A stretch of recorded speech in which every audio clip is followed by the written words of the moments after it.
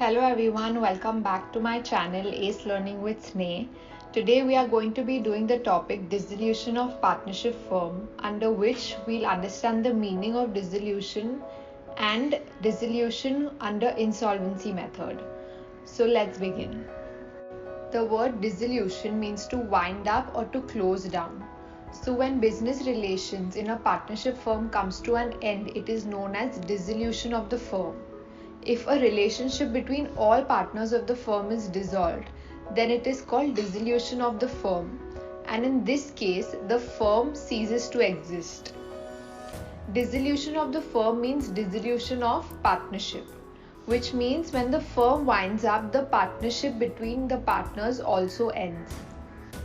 As per Section 39 of the Indian Partnership Act 1932, the definition of dissolution provides that the dissolution of the partnership between all the partners of a firm is called dissolution of the firm. This implies the complete breakdown of the firm. Dissolution is also defined as the act or the process of ending an official organization or a legal agreement. Dissolution of a partnership firm indicates the discontinuance as a firm.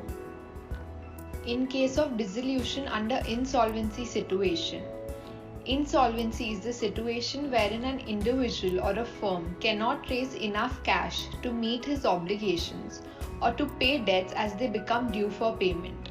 It is the case which leads to bankruptcy of the partner or the firm, which leads to their inability to pay the debts of the firm. A solvent partner is a partner whose assets are more than his liabilities. A person is said to be solvent when he is able to pay off his liabilities out of his assets. A solvent partner means a partner who is able to meet his financial obligations. In the same case, an insolvent partner means a partner whose liabilities are more than his assets. A person is said to be insolvent when he is unable to satisfy his liabilities out of his assets. In case of insolvency situation, there is a capital deficiency on the part of the partner, which means that one or more partner has a debit balance in his capital account at the point of final cash distribution. Since the liability of partners in a firm is unlimited as well as joint and several, so when a partner becomes insolvent, his private property is acquired and sold out. If he is unable to pay his dues to the firm, his deficiency is borne by the solvent partners in their profit sharing ratio. If all the partners in a partnership firm are insolvent, then the third party liabilities cannot be expected to be paid in full. All the cash available, together with whatever can be recovered from the private estate of the partners, will be paid to the third party liabilities after realization expenses are paid off. The realization account should be prepared as usual, but the third party liabilities should not be transferred to realization account, nor will payment to third party liabilities be debited to this account. The loss on realization should be transferred proportionately to the capital account of the partners in the profit sharing ratio. The remaining cash available should be then paid to the third party liabilities in their liability ratio, and the remaining amount unpaid should be transferred to an account called deficiency account. The final balances of the partner's capital account will also be transferred to this deficiency account, and the books of accounts will be closed.